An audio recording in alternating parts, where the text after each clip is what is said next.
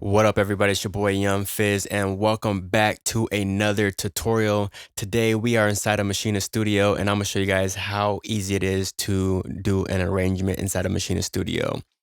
All right, so the first thing that you want to go ahead and do is go to your preferences, and I did that by doing Command comma, go down to default, look where it says scene, it says duplicate, scene and pattern. Okay, so why did I do this? The reason being is every time I duplicate this, I want my scene to be duplicated and my pattern. So the first way to duplicate a scene and your pattern is you can hold Option, and I'm using the Mac, and you can click and drag. You'll see a little white line there. Pattern 2, pattern 3, pattern 4.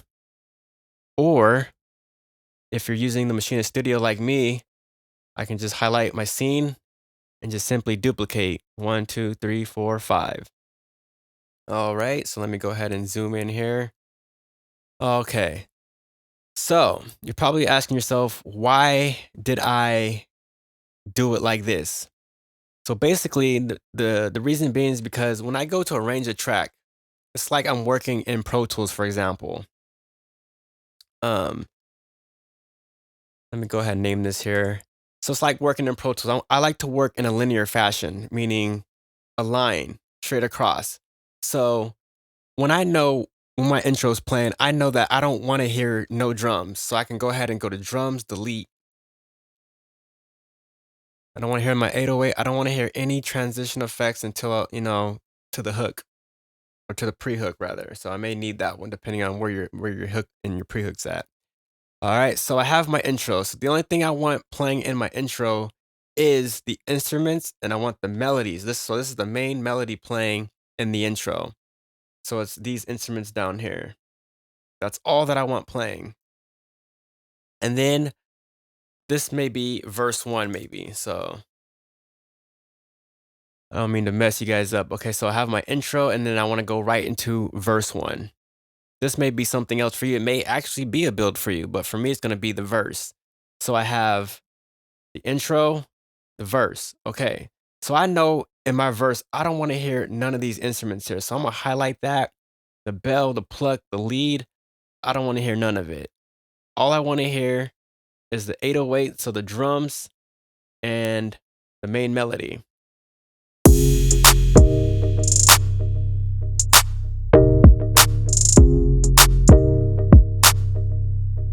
So that's all I'm rocking. Now, this here is going to be called the build for me, or section A. And the reason why I call it the build or section A, because I'm introducing another sound. And the sound that I'm going to be introducing to you guys is this bell sound. So I don't want to hear the lead yet. And I don't even want to hear this pluck. So I'm going to go ahead and highlight that and delete that. So now I have my intro. So I have instruments playing. I have my verse. And then I have the build. So I have another instrument, and then scene 4 may be like the pre-hook. So let's call this pre-hook. And then I'm gonna have, so the transition is gonna be here. Trans FX. We don't want that there. So delete. So in the pre-hook, I have pretty much everything playing, and it looks all good. So mind you, I have my intro, verse, the build, introducing instruments, bells, the pluck is introduced, as well as the lead. And then it goes right into like the hook here. And we don't want any transition effects playing after that. So when we take a listen to the track, let's see what we have.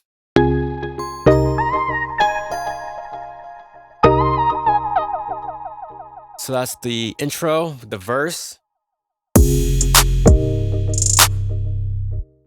Then we go into the build. And then we have the pre-hook.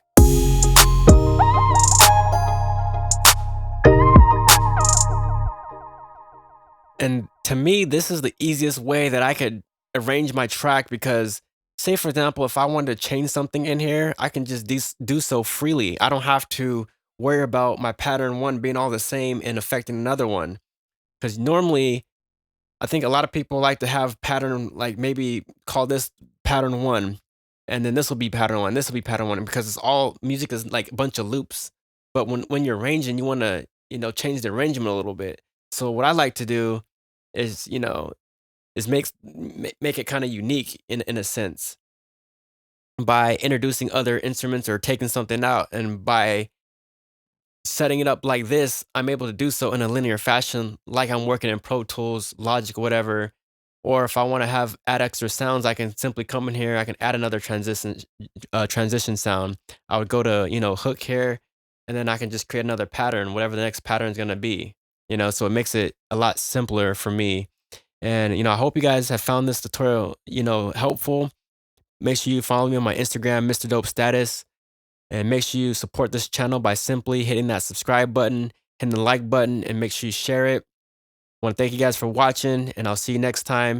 And if there's anything else that you guys want to see, make sure you leave it in the comments below. I check all the comments, read through them, and I love hearing feedback and seeing how you guys are rocking. And I just want to thank you guys, man. So we'll see you next time. It's your boy Young Fizz. We out.